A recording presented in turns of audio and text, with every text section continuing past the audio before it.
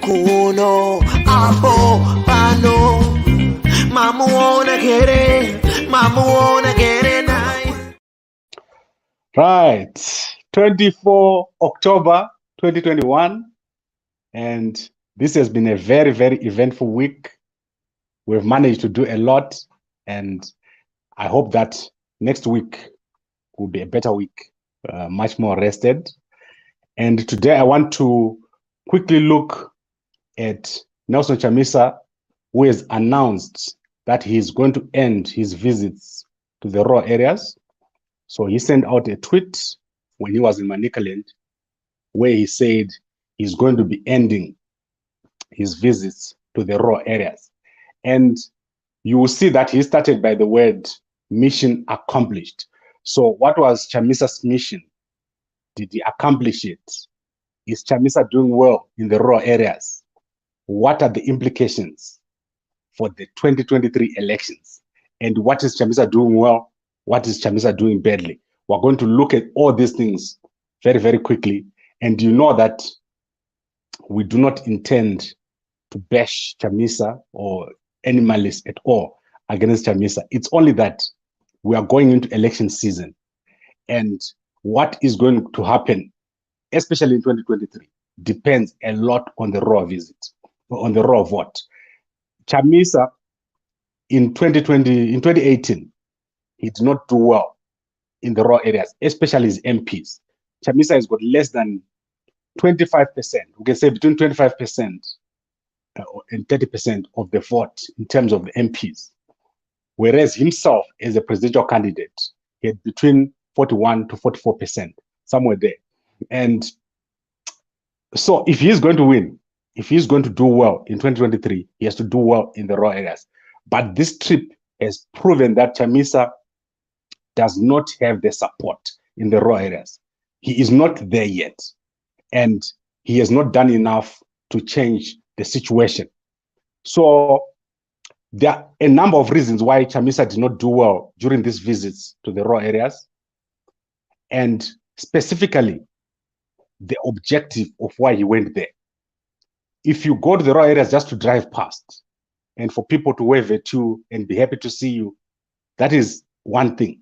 But if you want to achieve an objective, which is to create a support base to convince people to vote for you in 2023, and also specifically to convince the local leadership, which is the chiefs, that is a different thing altogether.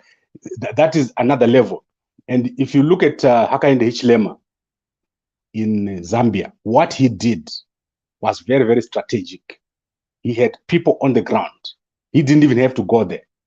Hakainde Hichilema comes from a minority tribe in Zambia, but he managed to get people to go onto the ground, and those people were able to convince people to vote for him instead of voting for Lungu. So let's go to the trip. Where did Chamisa go? And I want to start with the very first day.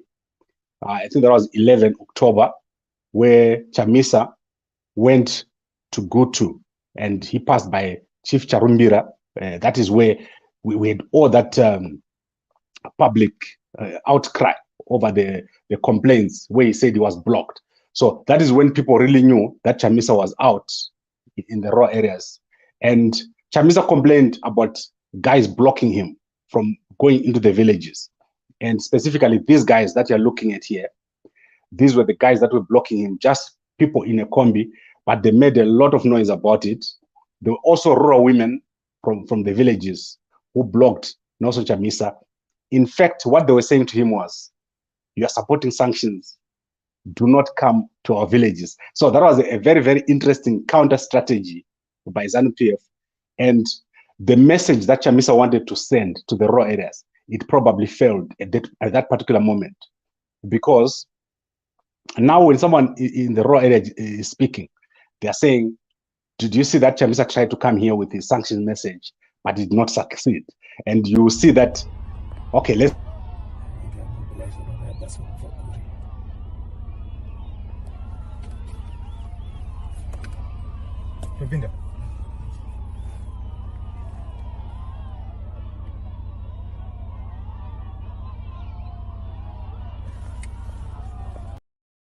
Right. So you will see that Chamisa's bodyguards, their behavior, it did not do very well for him. And this is a lesson for him. And this is something that he's going to have to learn in a lot of places. When you see danger as a political leader, you have to turn back. You do not attack. You do not try to force your way in.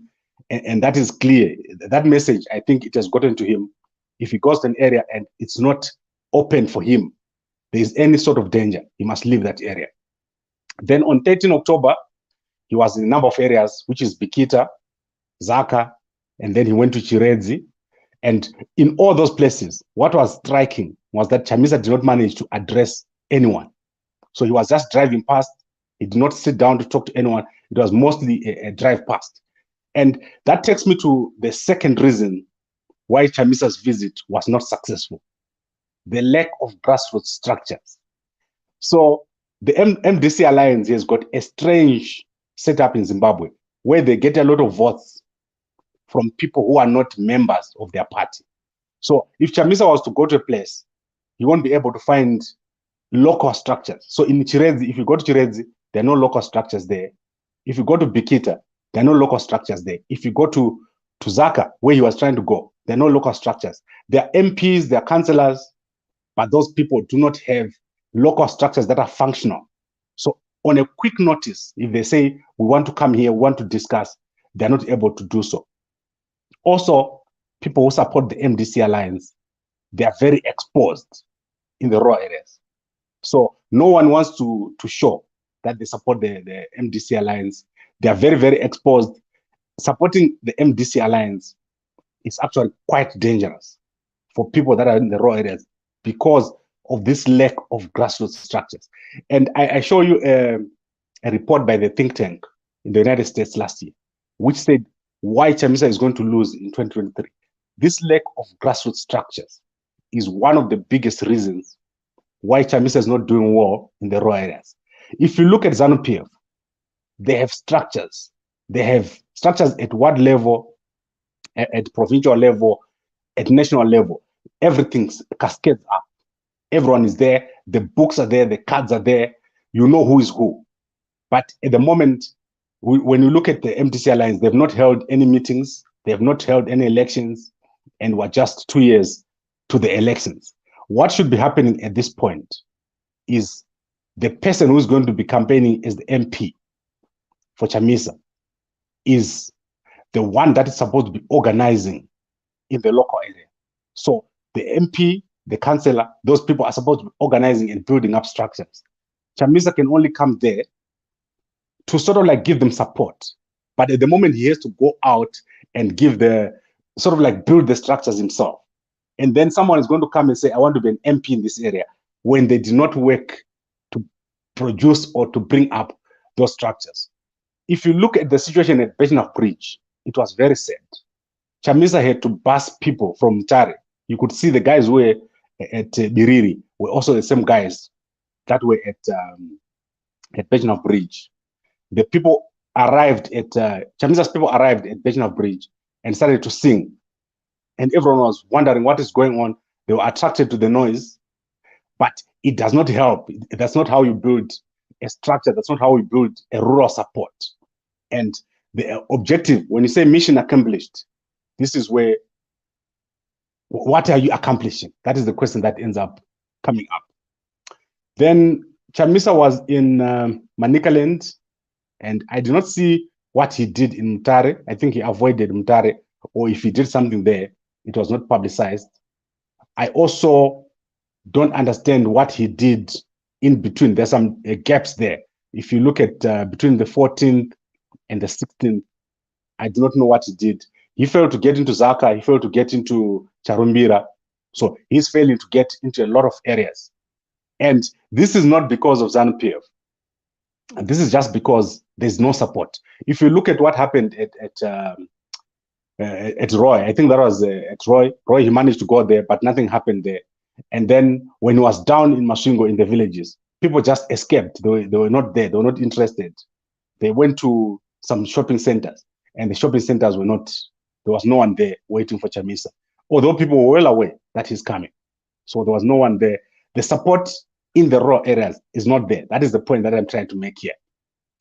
Now, let's look at what Chamisa is doing well. And I want to look at what he did well. Firstly, this time around, Chamisa has come up with an interesting slogan. You remember, I'm always telling you that this slogan of Hezokobga, that was a spent slogan, a useless slogan that makes me laugh all the time. I know Tendai loves that slogan, but that slogan is dead. And Chamisa has come up with an interesting slogan. That is going to give ZANU-PF a hard time. If you look at what is going to happen in the next elections, ZANU-PF has to quickly address that strategy, that slogan. It is a positive slogan. It's not a negative slogan, unlike the rest of the stuff that the MDC Alliance has been doing. So if you look at the way that the tune is catchy, that could help Chamisa in the raw areas. That could help Chamisa with the younger people. Also, I'm sure I can show you a quick video here of interactions between Chamisa and some people.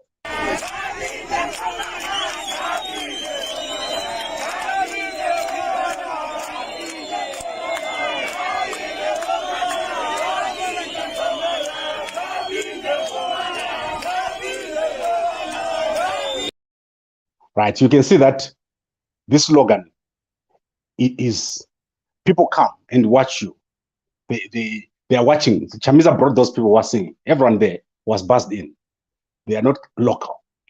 But when someone is listening to that, it's positive. It's a slogan that is catchy. Someone, when they're sleeping in the house, they can remember that, oh, Chamisa's people came here and they were singing Ngapinde Mkomana. Contrast that with what was happening in the past. I want to take you back to the poor campaigning which the MDC was doing in the past, which is Hezokobga.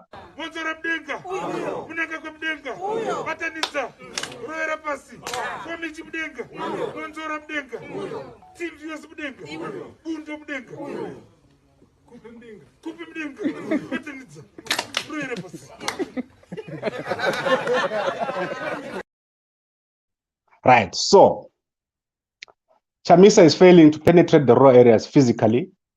He's failing to sell his message to the raw people. What is it that Chamisa is about? To the raw areas, it does not make sense. But in terms of what he's done well, he has created a sellable slogan, something that can work in 2023. So as I said, ZANU-PF is to deal with that particular situation. I don't think ZANU-PF right now have a new slogan that they can sell to the people. So they might end up with a problem if they don't address that particular situation of a sellable, memorable, and repeatable slogan that is simple. And also that if you see the virality of this slogan, that is where Chamisa is doing well. So he's probably going to maintain his support among the younger people. But ZANU-PF is also doing very, very well in terms of programs, in terms of going out to the rural areas, and instead of defending their best, they're doing very, very well. So let's sum up what I just said. Chamisa went to the rural areas. He failed to make an impact.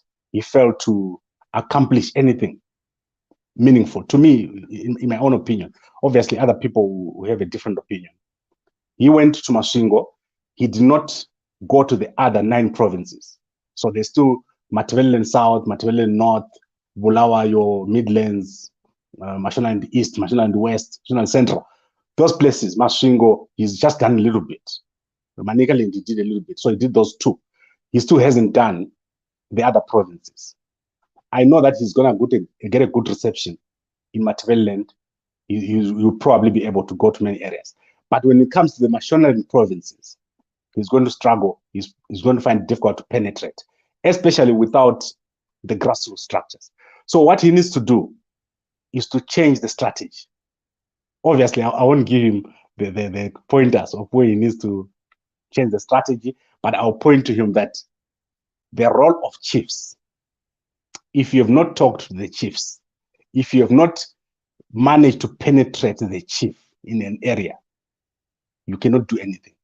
And I want to take him back to Hakainde Hichilema. Hakainde Hichilema yesterday and the day before was thanking the chiefs. He had gone to different provinces to attend, to meet the chiefs. I don't know what they call them in Zambia, but they're the chiefs there. The reason is everything that happens to an area or in an area is guided and is led by a chief. And ZANU-PF has done very, very well to take care of the chiefs. And that is something that Chamisa has to address. Secondly, Chamisa has to address the positive message.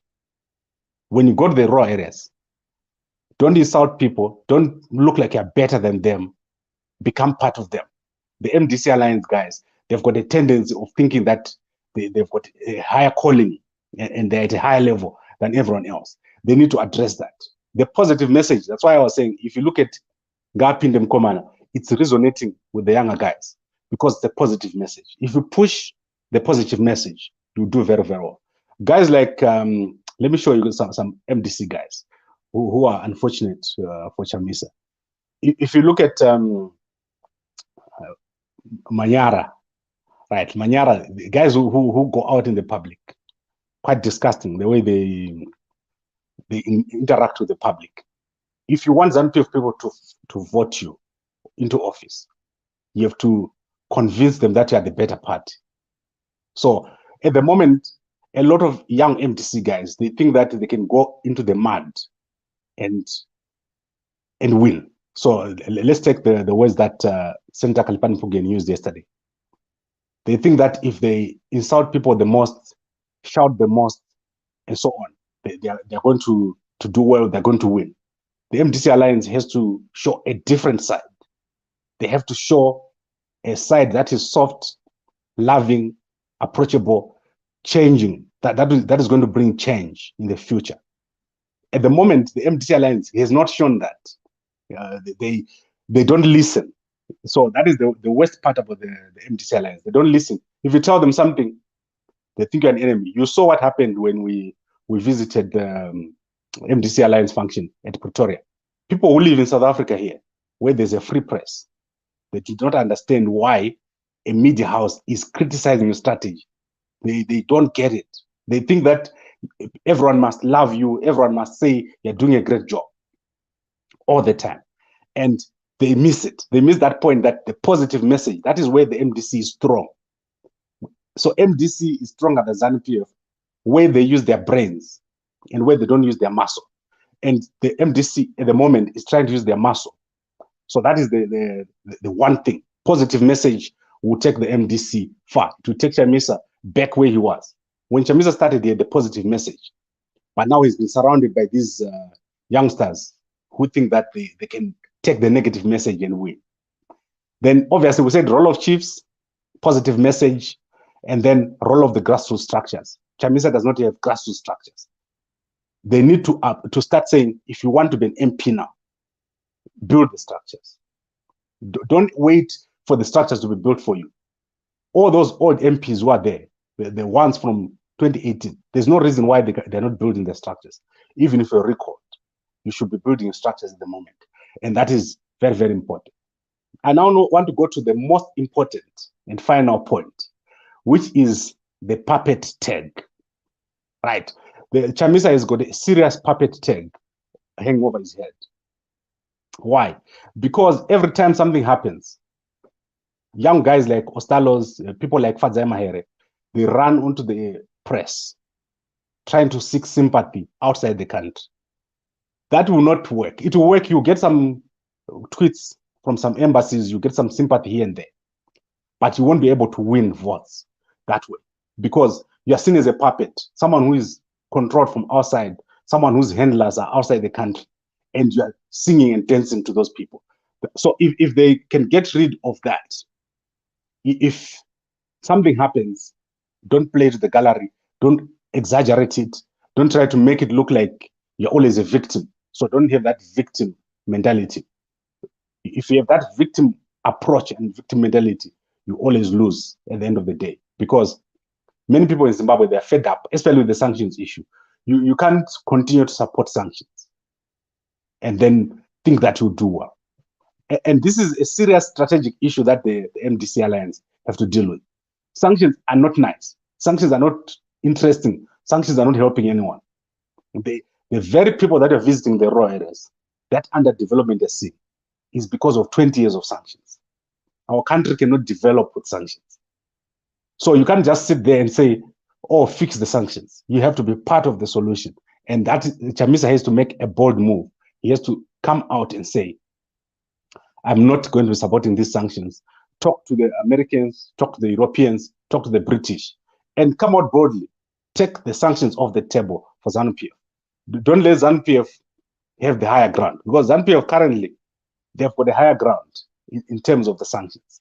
The message that they're sending out, that our country can be under sanctions for 20 years, and you expect the country to do well. That message is unbeatable. If the ZANU-PF uses this message wherever Chamisa go, they follow him with placards written, remove sanctions, sanctions monger, you will not win in those areas, because people now understand what sanctions are, what sanctions mean. And that message, very, very powerful. And it almost neutralizes that anything that Chamisa can do. Right, I want to quickly look at some comments here, and I want to see if there's anything interesting here. And I'm going to try to get some MDC Alliance guys to come here and talk to me. But if they don't, I'm not even bothered. I can do MDC Alliance videos every day. And I won't even be tired. Like I can wake up and make another video tonight about MDC. No, let's go to Perfect Chumba. Gamba kwe ijgamari zanu wakanyarara. Right, let me explain something to youngsters, which I was explaining to one of my best friends this week. Don't expect money from politicians. So politicians don't have money. Every politician that you see, they don't have money. They don't have a business. ZANU-PF does not have money to pay anyone. So that's what you have to understand. So when we're telling you these things, it's not that we're paid by ZANU-PF. We're trying to explain to you how you can win an election. Winning an election is not a one-day event. It's a process. So I know Chamisa understands this. I know everyone in the MDC Alliance leadership understands this, except for the young guys here in South Africa, MDC, who don't understand how elections are won. That is why we don't even address the guys here in South Africa, the young guys in the youth league. If you want to understand what politics is, the people that criticize you the most, they give you the best strategy going forward. Imagine getting a strategy from Simbachi Kanza. What strategy can you get as MDC if every day he's giving you positive message? Or from Hopo, every day he's telling you you're great, you're amazing, you're the best thing after sliced bread. You're getting nothing. We're giving you something that you can work with and take it. In fact, you are getting CEO level strategy from Gambak. Right. Why are you not talking about ravaging factionalism in ZANU-PF? If you know very well, ZANU-PF internal workings don't interest me. You've never heard me, even when I was supporting Chamisa, talking about ZANU-PF. Very, very rarely do I talk about ZANU-PF. Right. Let's look at Gertrude. Insults. Gertrude Zumaringa anyway. Let's go to... Okay, remember the positive message. So Gertrude, I want to address people like Gertrude. MDC does well when they have the positive message.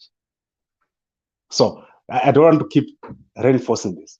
Stop guys like this, Chamisa. When you see people who are talking bad, be a salesperson as an MDC member, and you see what will happen. You do very, very well. But if you have a political party that is not known for their approach, their intelligence, their ability to deal with situations, you're gonna lose. Those kind of people, those are the people that makes the MDC unpalatable.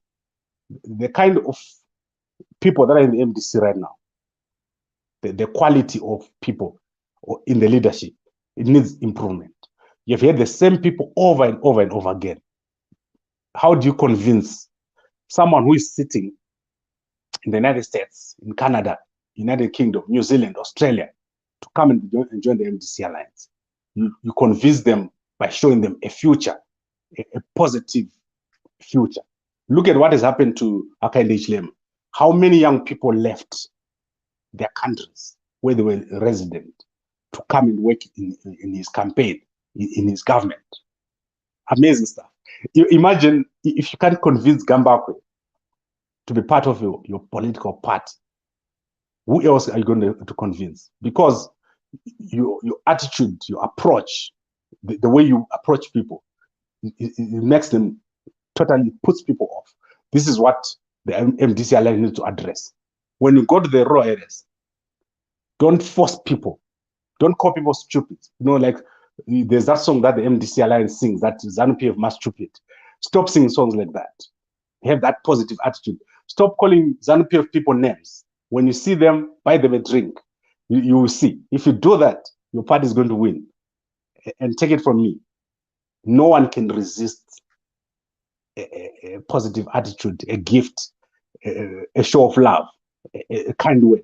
So this is what the MDC Alliance needs to take to the rural areas, not what they're currently taking to the rural areas. That forceful approach is not going to work. Let's look at You Never Govern This Nation. That is Wolfgang Mozart. I don't know, man. Don't say that, because you never know. A lot is going to happen between now, 2021, and 2023. There is a lot that is going to happen. And Zimbabwe has changed. I told guys, when Mugabe left, Zimbabwe changed. All that is happening now is a progression of change. We are changing as a country. And if you do not accept that the country is changing, then you're going to miss out. And I think that when I was talking to Pangane, he said people think that everything is going to change in one day, whereas it is a progression.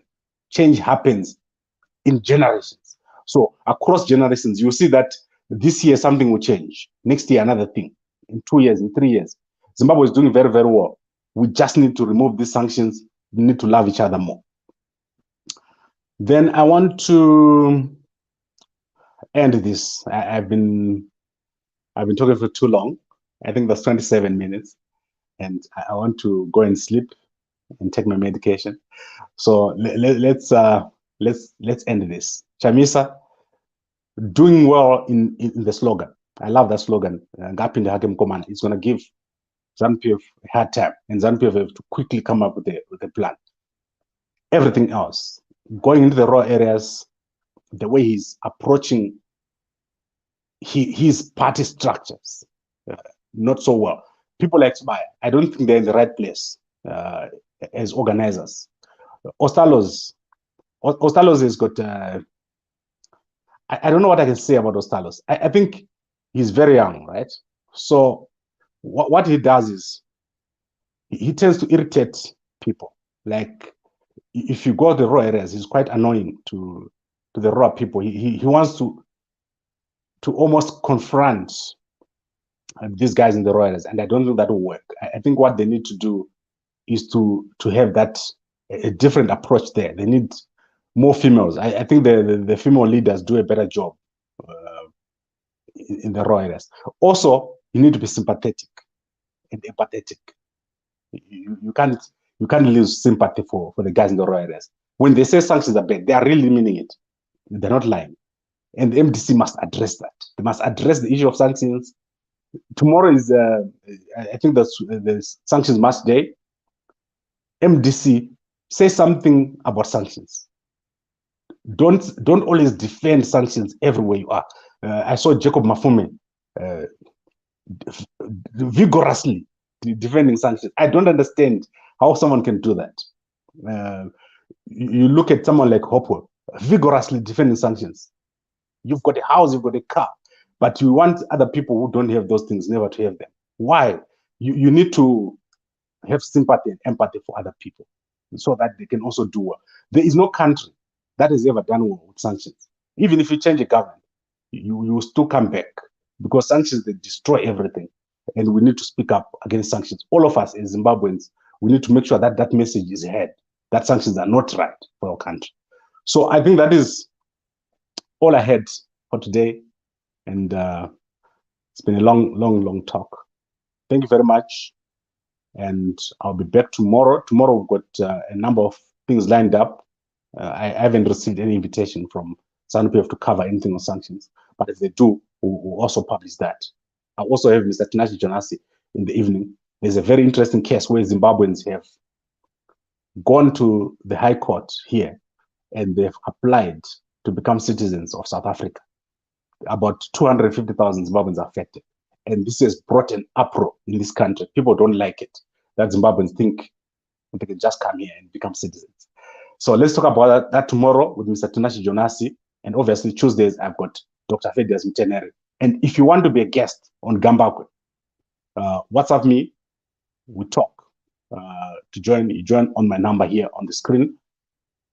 MDC guys, if you miss this opportunity to engage with the audience, you're going to be looking for these opportunities. I think it's clear the communications department in the MDC not doing very well, not able to engage in conversations.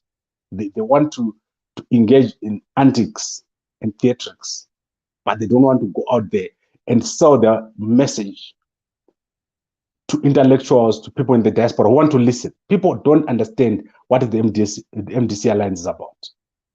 We want that message firsthand, coming out on different platforms, not bootlicking, but take those hard questions and give us the answers that we need. Thank you very much for watching, and we'll be back again tomorrow. Good night.